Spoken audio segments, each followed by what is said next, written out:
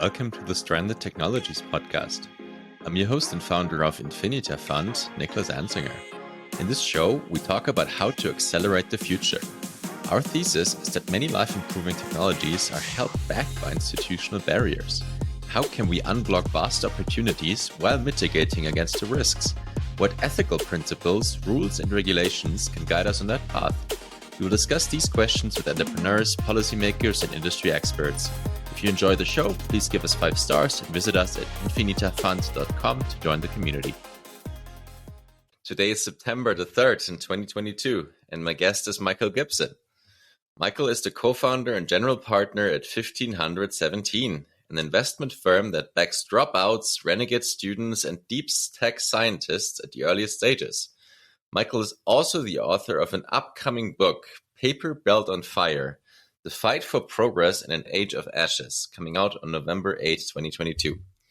Today, we're talking all about why Michael shorts the higher education bubble, alternative paths to education, and financing the next generation of dropout innovators and self-learners.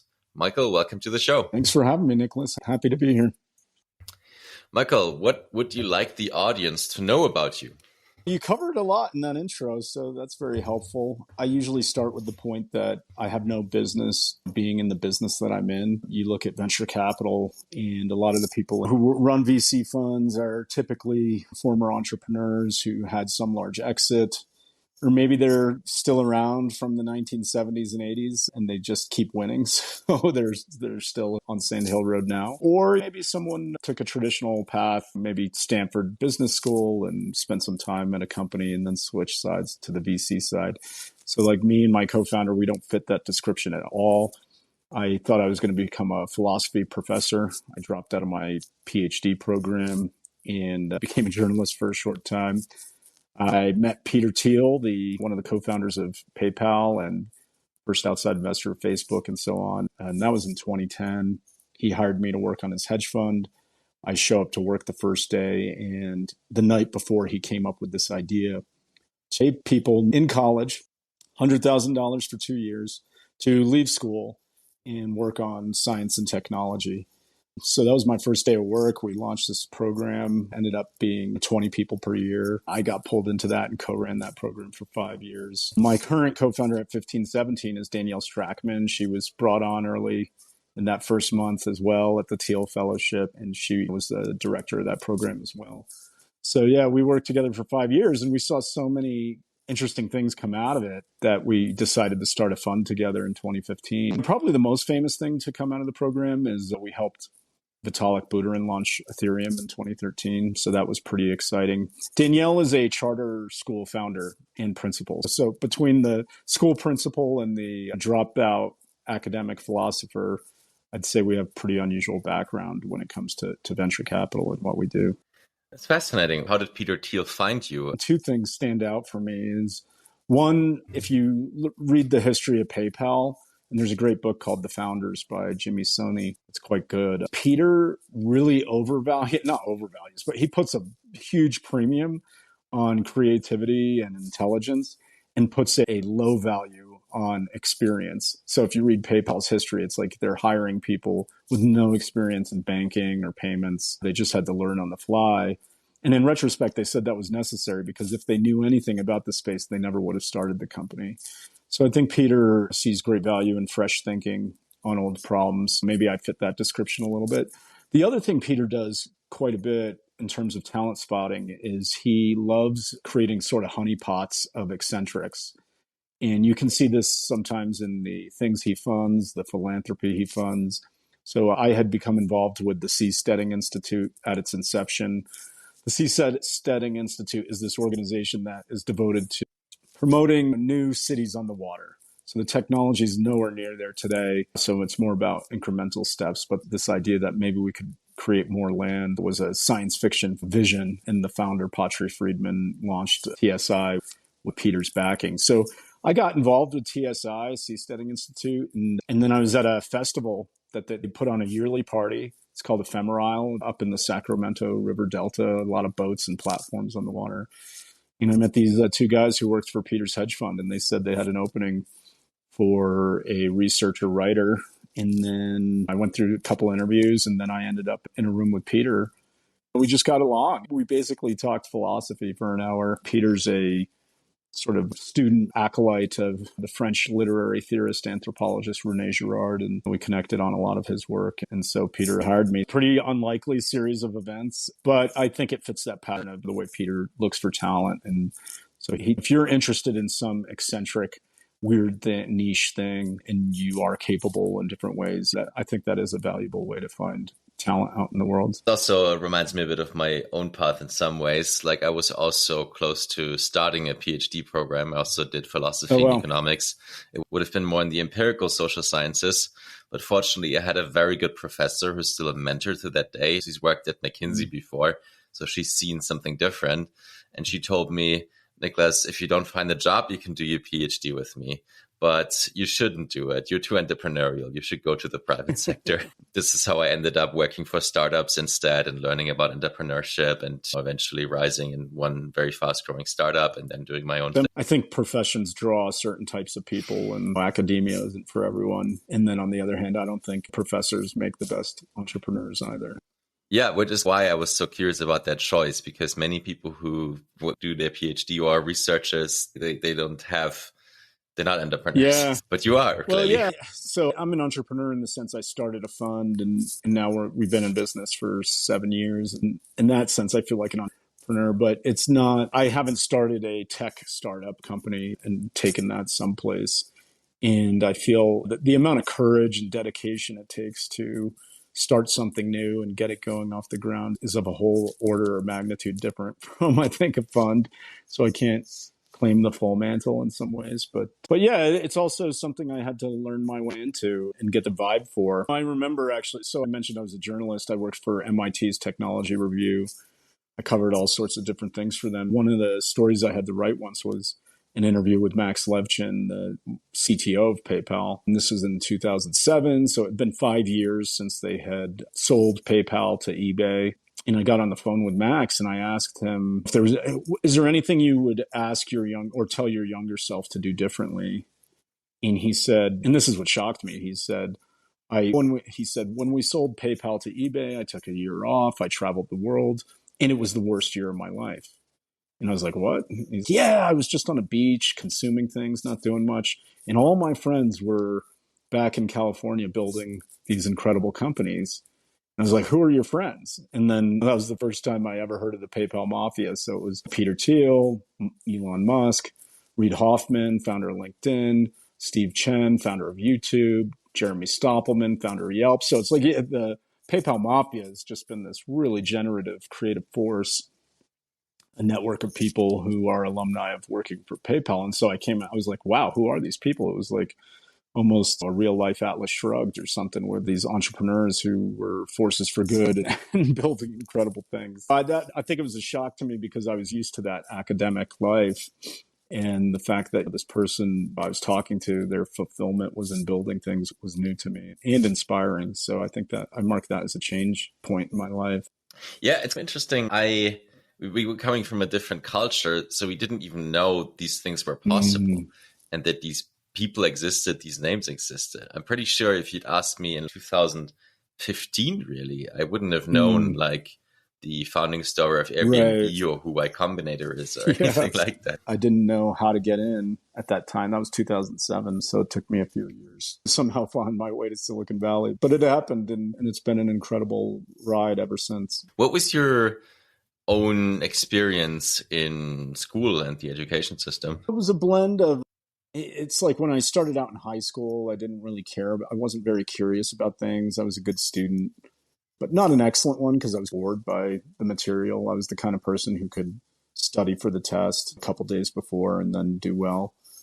And then in college, I think it's like in retrospect, I think I was a little too immature. It would have been nice to maybe grow up a little bit before thinking about things to study.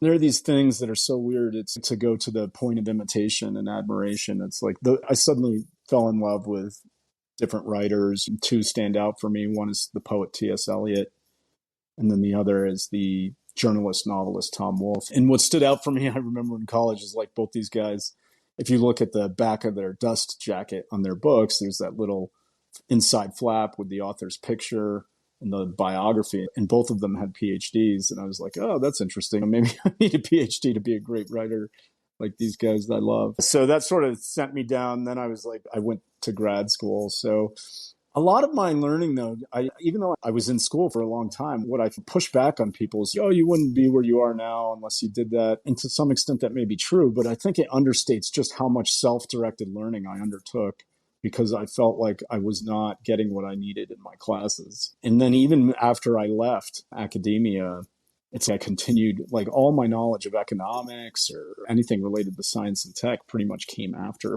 my time spent in academia. Maybe I learned how to direct my own learning just because I found the coursework so boring or irrelevant or just required. I don't know if your experience is similar, but yeah, I just find like some courses, like there were one or two professors that were great, but then there were all these other courses I took that were like totally useless. I actually had good professors and I had a good education in philosophy and economics.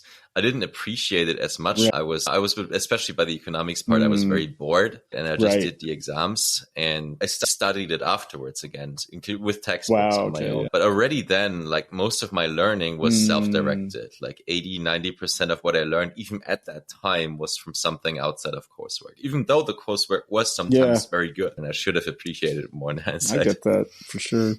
Yeah. And do you recommend studying philosophy or what does philosophy give you? That's a great question. I think the practice of philosophy has become dominated by a certain mode related to proof, arguments. I think maybe this is just like the tradition stretching all the way back to this envy of mathematics where there are some axioms that you start with that everyone agrees upon, and then you construct an argument that might lead to surprising conclusions. And if you accept all these premises, then you are forced to accept the conclusion. I find this style of arguing and debate very coercive. What is this effort to get someone to believe something else? Why are we so obsessed with convincing other people of things? And because it always comes down to those premises, and it turns out there's not agreement on those to begin with. The style of philosophy that I prefer is just trying to understand how things might be possible, to offer explanations for what seem to be paradoxes and mysteries. I think philosophy can be very good at modeling our understanding. The thought experiments that are used quite widely, especially in like moral political philosophy, I think they do help us delineate and refine our intuitions on things. And then I just think that the pondering and mulling over the greatest questions of life are still worth doing. Understanding what is the meaning of life? Is there a meaning to life? What is the destiny of man? These types of large, big, epic questions, I think, are still fun and interesting and worth mulling over. But do they translate in any way into the work you're doing now? I don't know what came first, chicken or the egg type thing, but there is a directional orientation towards what we do. So I do think that the future could be very good for many people. And I think it's important to think about that. And for me, what is a good future? Maybe at a basic level, it could be bad things are happening less frequently. But on the flip side, it could be things we can't even imagine. And I think that for me, that's always been tied to liberating people from external constraints, but also internal ones as well. So philosophy has led me to think about what are those external constraints. It could be that it's the dogma and rigid structure of an old institution like the university. Giving people money to leave school to pursue something is a form of liberation in my mind. But then it could be internal constraints. I think we want our lives to be self-authored, that the careers we pursue, the things we love, that they are in some sense our own and not derived by mindless imitation or manipulation or guilt or just unthinking drift. I think those, by internal constraints, I just mean these things are within us. And so philosophy, when I say direction, I think this push to liberation and autonomy is something that is in part derived from my study of philosophy, but it is part of this bigger chain to make the future worth it. I think the future could be an exciting place, but it also could be terrible. Every generation, I think, has its part in making sure it's the former, not the latter. Yeah, I love that. And I agree. Don't let philosophy be ruined for you by academia. I think philosophy is fantastic for the same reasons you mentioned. Both the external view, like we're talking about education, the future, institutions that are blocking us. We want to have correct beliefs about this because we're working with people to make bold bets and changing and creating a better future. Just the epistemology, like how do I know what I know? Thinking through those types of questions is very important when you're working on the frontier of something, because it's not quite clear what we know. Exactly. And also the internally directed motivation, like when you hear, I was just reading the book, Where's My Flying Car? Excellent book. And he was talking about the Machiavelli effect. It's something I had overlooked when I read Machiavelli, but it was so insightful because he was basically saying that's very valuable to any entrepreneur. If you want to change the order of things, there's nothing more kind of perilous and dangerous because you have the defenders of the old institutions against you, and the ones that would benefit from kind of a new order, what you want to propose, they're lukewarm. Because they know the old guard has the laws on their side. Institutions, companies, governments, there seems to be a biological life cycle analogy. There's a birth, there's a growth, there's a peak, flourishing, and then there's decline, degeneration, and maybe even collapse. And one of the things I like about that Machiavelli point about the old vested interests blocking the new is that it provides a mechanism that sets the course of that biological analogy. So it's like when something starts out that's new, whether it's a city or a company, everything is so fresh. There's so much freedom in terms of what can be done, and there's no one blocking the way. But over time, it's like that starts to become rigid and ossified.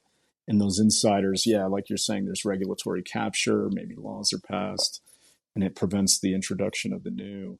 And I think that political economy is what drives that birth, growth, and death. It speaks to the importance, I think, of the frontier. I think in the past, in America, it's set up this, obviously it's more complicated than just there being open land, but the basic drift was like, if on the East Coast something was getting in your way, you could just go west, young man. You go somewhere else and set something up new. And you saw that in industries over and over again. One example I just recently read about was the film industry, where apparently Thomas Edison had such rigorous and tough patents on movie making that the people in New York, and the labor unions controlled the city. So it was just expensive to make movies. So these guys were like, hey, screw this. I'm going. They went out to Hollywood where they thought Edison wasn't paying attention. And so apparently Hollywood its origins are related to this jurisdictional arbitrage of fleeing the old order to start a new one. The American frontier closed in the 1890s. There's no more new land. So I think we need to figure out new ways of creating these opportunities. There's only so much you can reform a university or a government or a city. It's just so hard to change things once they're set in place because the old order is going to prevent it from happening. That's a broad theme I care a lot about, is how do we reintroduce the frontier so that we can try new things? What is your answer? What are your thoughts? Well, I think the Charter City movement is really important. Prospera, I think, is a pioneering beacon in this field because it's a case in point of, in two important ways. There's this story about, even in the United States, you have a lot of closure from vested interests preventing the introduction of the new. But in Honduras, you also have the situation where they just have a bad governance. Rather than trying to reform that, if you can set aside some area of land to start something new and afresh, it's like you get the best of both of those. You get something where people can try new things, inventions, companies, research programs, and then you also, hopefully for Honduras, get a way to flip the board and start new, maybe develop the country more. Yeah, I agree. And it has so much potential. Like I just recorded another podcast episode. Do you know about Talent City? Yeah.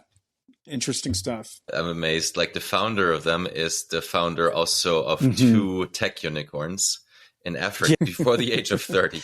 Yep. And now he's set out to build all these small Silicon Valleys all over Africa. It's interesting that a lot of these charter city ideas are developing in what we call the developed world, the poorer side of the globe, and that creates a lot of opportunity, but it also sets up a situation where if it starts going well, there's this danger that the host government will start to expropriate the charter cities. My fingers are crossed, though. There could be a plus side to it as well, where if people aren't paying attention, then maybe these city-states emerge that become quite strong and wealthy and prosperous. But also maybe we can see more in the United States. We're seeing with Balaji's The Network State, a couple of projects that start like in neighborhoods and buying up land. One part of the network state trend I think is on point is the idea that the internet has allowed like-minded, philosophically aligned people to find each other.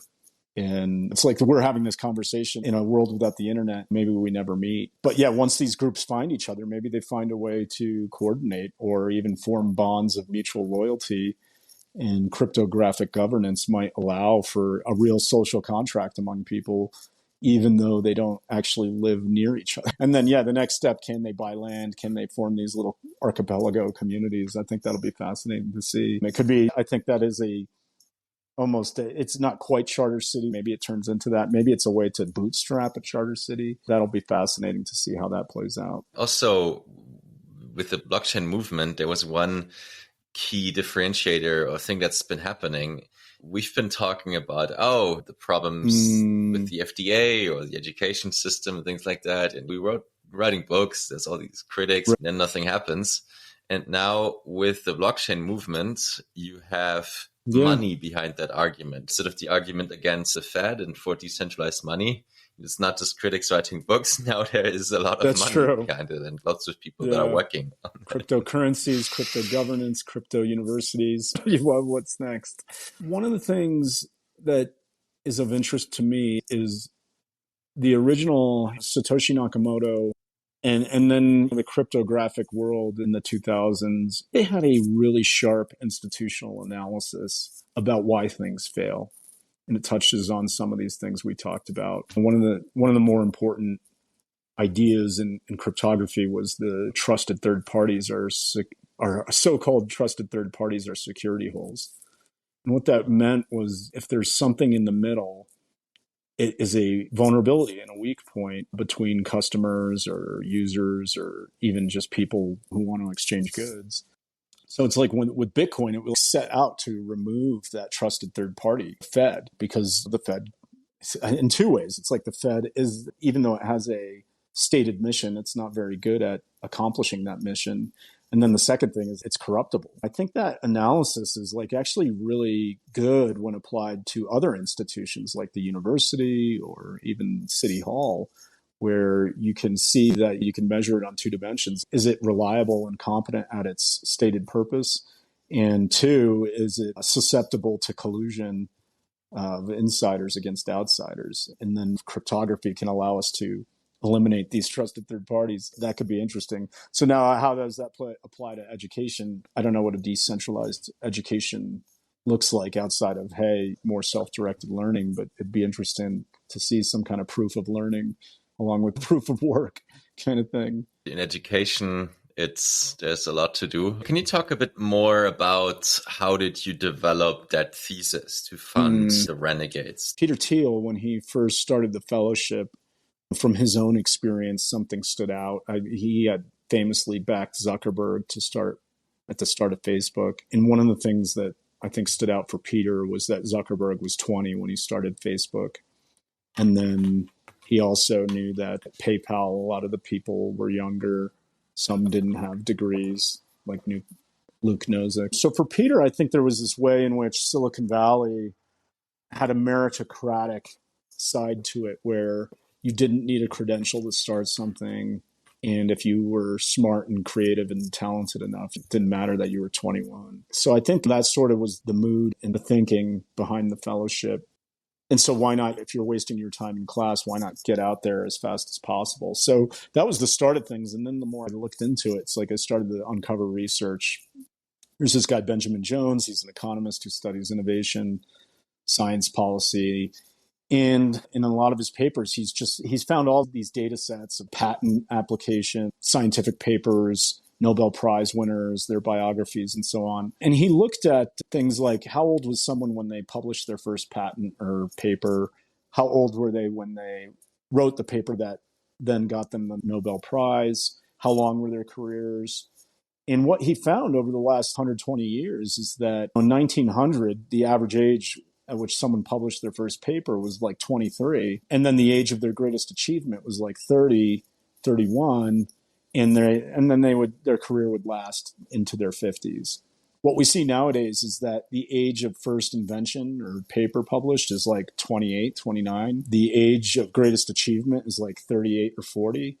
And then what we don't see is an extension of the career, even though people are living longer. Scientists, on average, don't. Their productivity seems to decline in their 40s and into their 50s. So it was clear that people were just starting later.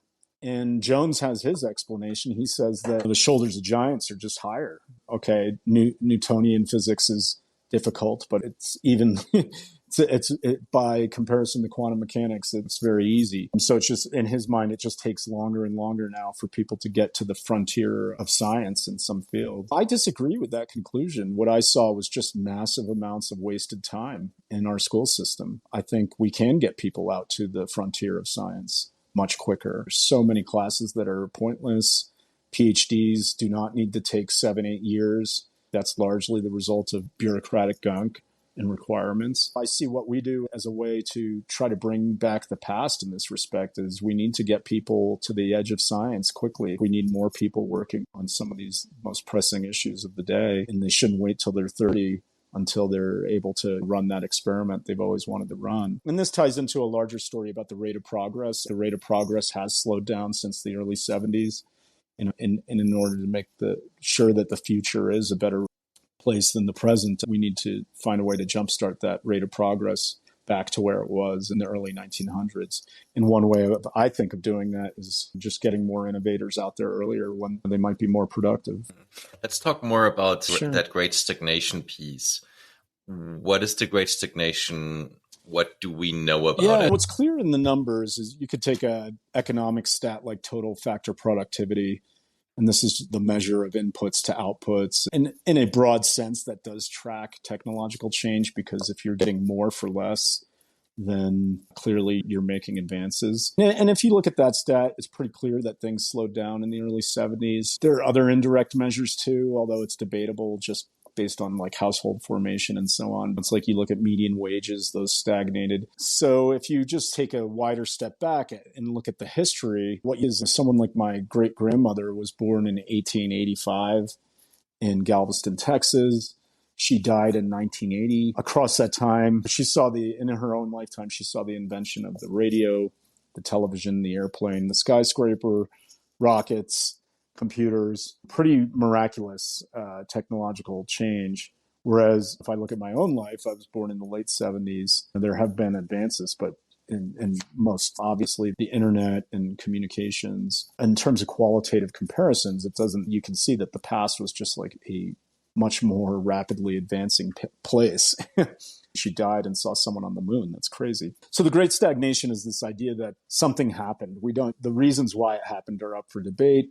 But something happened in the early 70s where if you leave aside information technology and communications and focus on different sectors, energy, transportation, education, healthcare, even things like freshwater creation, we haven't been making progress at nearly the same rate as we did in the past. And then that's what feeds into these other numbers where it seems like things are declining.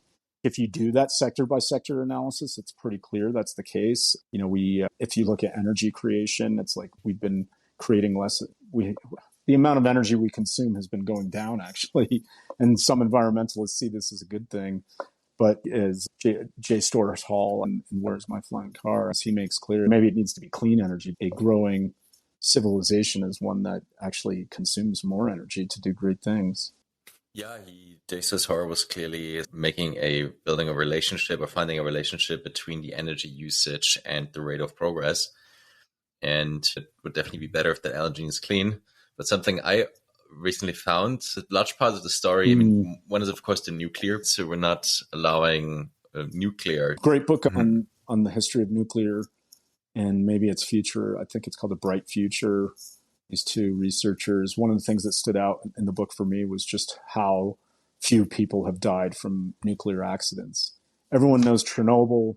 and a couple thousand people died, and it was very tragic. But what people don't focus on that story is that it was a nuclear facility in a totalitarian country. It had no containment shell, so it was poorly built and conceived. Whereas if you look at the track record outside of that, it's pretty impressive. A few people have died from nuclear accidents or radiation poisoning. And even the most famous recent examples of accidents like Fukushima, it turns out no one died. That's surprising to me. It's like the people who died in Fukushima were these older people who were evacuated from the area. There's a court case where that's about the really? question how many people died in Fukushima. And the court case is about whether one person died or no one. Right. So if you look at like the media portrayal of that and response, it seems out of line with the facts. So nuclear is, the safest, greenest technology out there. And it's sad that the environmental movement and then the people most concerned with climate change were so against it for so long. I'll have a podcast episode in a couple of weeks with the founder of Oklo, which is building small-scale nuclear reactors. And I haven't heard it directly from her, but from someone else who described the story. But what was interesting is, so they're trying to show the regulator a new and improved and safer design. And the regulator is coming with like a checklist. It doesn't have this safety thing for like water cooling or whatever. And they're like, it's a different design. It's safer than what you want to check for. Exactly. It's wild to me that like the nuclear reactors I was describing from the 60s and 70s, that's like Gen 3. And those are very safe. And now we're talking about Gen 4 and Gen 5 nuclear reactors. They're even safer and cleaner and so on. It's just, oh my God, why we're so far behind when it comes to the regulations of these things. And then I didn't dig deeper into that yet, but something that I've heard multiple times is, even if you don't like nuclear, if you like solar or wind, what's the biggest problem there? Really? Permitting. So if you're in an African country, you have many oftentimes nationalized energy companies, right? So you're not even allowed to do a company in the first place. And then you have to get permits, not only in Africa, but even in Germany, poster child of solar and renewable energy. Like you need to get permits for every solar cell that you put on top of a roof or something. I'm not exactly sure how long it takes, but it's definitely very, very painful. I have a friend who's working on that. So, I think energy creation is a great case in point of stagnation. The one bright spot, and primarily in the U.S., was the advances made in fracking and that kind of thing. I think was important. Obviously not clean. Certainly fusion research is always important. It would have been great to have put more money into that earlier. There are things like geothermal that I think could be interesting, where from the core of the earth, we could be pulling energy. Right now, geothermal plants operate in special places like near volcanoes or places where it's easier to access the interior of the earth. But we could invent tools and drilling, just like with the fracking, to get down there and draw energy from the earth. So I think there are lots of areas where we could be doing a lot better than we have over the last 50 years. But for that, it needs the frontiers. It needs a way for entrepreneurs to work on these things without spending 10 or 15 years it's like with regulatory approvals. Conceived as the most dangerous thing. So I would love Prospera to be able to allow some innovation in nuclear reactor design, but I feel like Uncle Sam wouldn't like a team setting up a nuclear reactor there. You can send some of the founders that come to you to Prospera to some of these places. Here you can play. Can you tell me a bit more about the founders that you look for back? What is their typical journey, right? Or how do they find you? What did they do before? How did they even get the idea? We believed in outbound. When we started the Thiel Fellowship, a lot of it was inbound. Peter was so famous and the program had such notoriety that we had a strong inbound of applications and people reaching out to us. But over time, I realized I had to get out there and meet people first. Why that's the case is a couple reasons. One is that I realized I hate applications, like a college accepting applications. The information in them is just, it's like fruit, we say. It starts off fresh and gets stale pretty fast or rotten because you meet someone, they send in an application, and then by the time you read the application and dig into it, it's like they started a new company and now it's doing something else. And then the other thing was that because with our fund, we're often the first money invested into a company, which is the riskiest point. There's so much irreducible uncertainty that the best way for us to evaluate the opportunity is to really know the team. And to know the team, we have to know their character can't just know that they're smart. We can't just know that they're technical. We have to know that they have the grit, the perseverance, the courage to really bring something to life. And I found that like we can talk to people in interviews. The best way to get to know someone is to know them over time. So if I'm out there on the road, I travel a lot, quite a bit over the year. I go to hackathons. I go to university campuses. I'm trying to meet people maybe like a sports scout. I've never met one, but I imagine it's similar. I'm in West Texas. I'm looking for a linebacker. It's Friday Night Lights, and I'm seeing this high school football game. I heard there's this great engineer in Tulsa, and I got to meet this guy, so I'm going to have coffee with him. And yeah, we try to keep track of people over time so that when we do invest, maybe a year later or 2 years later, we have some sense of who they are. I mentioned some of the character traits we're looking for. We're trying to understand, can they build what they say they're going to build? But do they have the social intelligence to raise money from investors, to get co-founders, hire employees, to listen to customers? It's a very tiny Venn diagram overlap of the people who are smart enough to build something new and then also emotionally aware enough to work with customers and investors and so on. So it's pretty hard to find people, especially who are ready for this kind of thing at the age of 20 or 21. It's funny because I was thinking about that as a model in venture to find really? people instead of the inbound model. Yeah, and I haven't started with my fund yet. I'm still setting it up. But my analogy was soccer. So in soccer, you do scouting. So you can't bring like great players and come to play like in your backyard, your stadium, and then observe it. You're going to them and observing them in their natural environment. A soccer scout one day. I just realized how lazy Sandhill Road was, like old school VCs. They just sat and waited for people to find them. And maybe that worked because if you're Sequoia or Kleiner Perkins, you're so famous, people are going to come knocking on your door. But for us starting out, that wasn't the case. It was good for us to get out there. And now I've just come to love it. It's so cool to meet someone who is just starting out in life and get to know their curiosities and interests. And for me, it's a way to expose myself to what's new.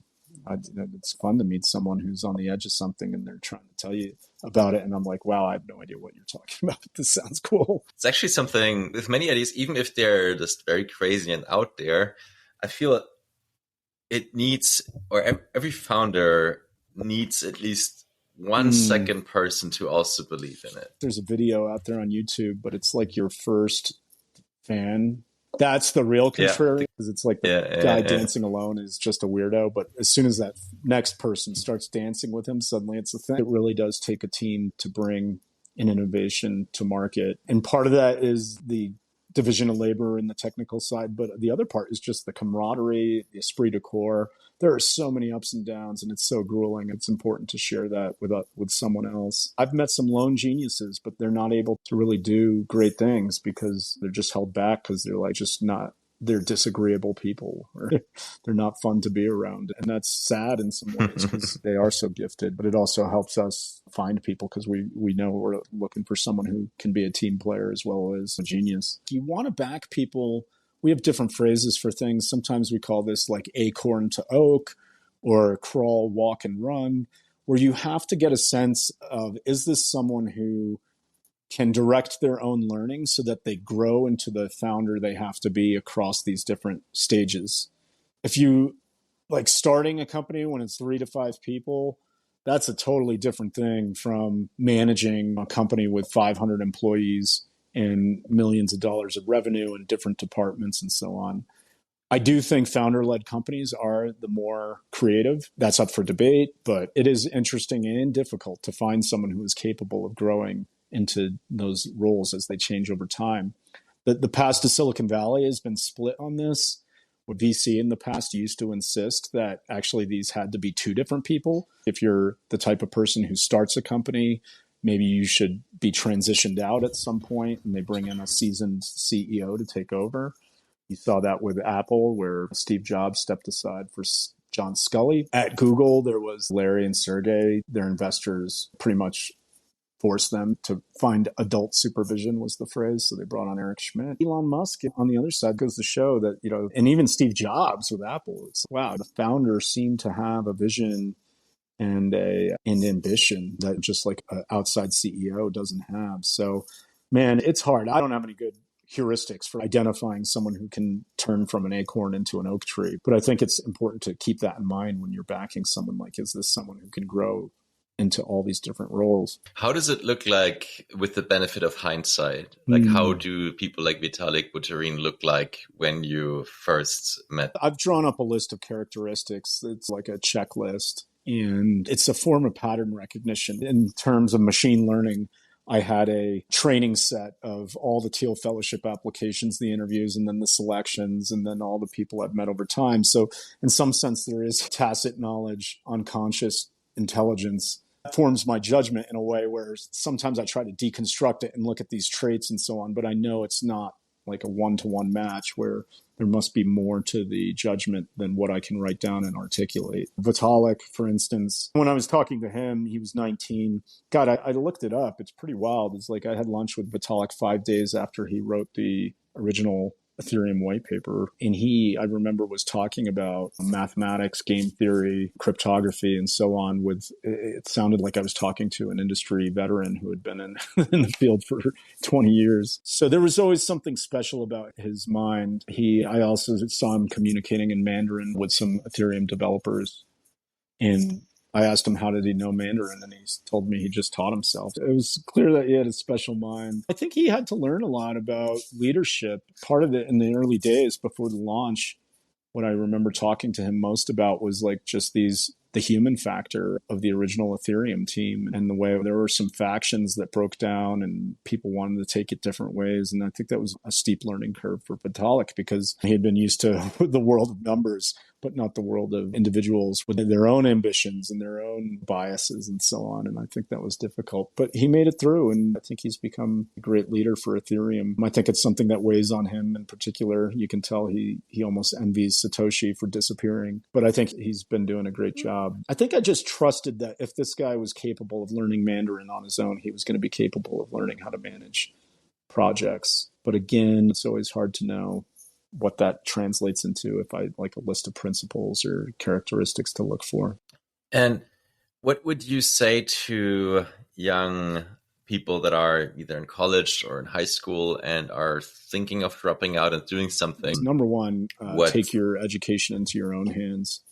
Like we were describing in our own experience, don't wait for your coursework or some degree program to tell you what to study or what to learn. The next thing is that I wish there was a list of unsolved problems in every field. And I wish this was public. See, if you walked into the Department of Physics, there should be a list of the top 10 unsolved problems in physics right now. And what that would do is, one, it would show the humility of the veterans, of the people who have been around. It's, hey, yeah, I've been studying this subject for 20 years, and I still don't know the answer to these big questions. It might inspire the next generation that you don't have to wait to take all these required courses before you attack one of these unsolved problems. You could say to yourself, like, wow, we don't understand how to make an energy efficient containment system for plasma, or we don't understand the nature of prime numbers and why they are the way they are. And if you knew that, maybe you could just dive in right away. You don't have to study these other things. You could just go and attack that problem and start learning about it and get out there faster. So I think for that next generation, I just wish people would, get out there, attack those unsolved problems. There are so many Nobel Prizes that are going to be won by people who, it's like, it's closer than you think. Anything you'd like to talk about when it comes to your forthcoming book? Where I think the book is different from just a discussion like this is that I wanted to tell a story. I wanted to tell behind the scenes account of two people who started this crazy VC fund. And I think our story is entertaining. If you enjoy a good nonfiction narrative, that touches on bigger themes, how to reform higher ed or do something differently, I think you'll enjoy the book. Paper Belt on Fire. The Paper Belt, a buddy of mine, Balaji, we've talked about the network state years ago. We were joking in conversation. He called the Paper Belt this area from Washington, D.C. to Boston, where every industry seems to be based on paper. They print money on paper, regulations on paper in D.C. In New York, they print media on paper, New York Times, Wall Street Journal, and then in Boston, Harvard and MIT print diplomas on paper. And so I had on my LinkedIn, I'm dedicated to lighting the paper belt on fire. And my editor was like, wow, that's interesting. He went with that for the title. So yeah, if you like a good story and then some of these topics we talked about, I think you'll enjoy the book. If you're just wondering what you should do with your career, I'm always happy to continue that conversation. So reach out to us at 1517fund.com. You can find me on Twitter at William Blake, the poet. When I was a journalist, Twitter was launched. I was like, what is this thing? It looks like haiku. So I took the poet's name and I kept it because Michael Gibson is just taken and everywhere. So that's my Twitter handle. Find me. Always happy to have a conversation. Great. And last question, what gives you inspiration? The brilliant, creative people I meet who are so capable of solving a lot of these problems. I just think we need to free them up to attack these problems and save us old timers. And to anyone hearing this, we're looking for you. So if you want to learn more about some of the things that Michael and I discussed about charter cities, please come join us on Prospera. I'm organizing 3 conferences for 3 different industries that we want to disrupt, right? And bring change makers and innovators to figure out ways to do that. The first one is about healthcare, September 23 to 25. The second one, education, October 28 to 30. And the third one is crypto fintech on November 18 to 20. Go on infinitafund.com to find links to the events. That's infinity, just with an A, and fund.com.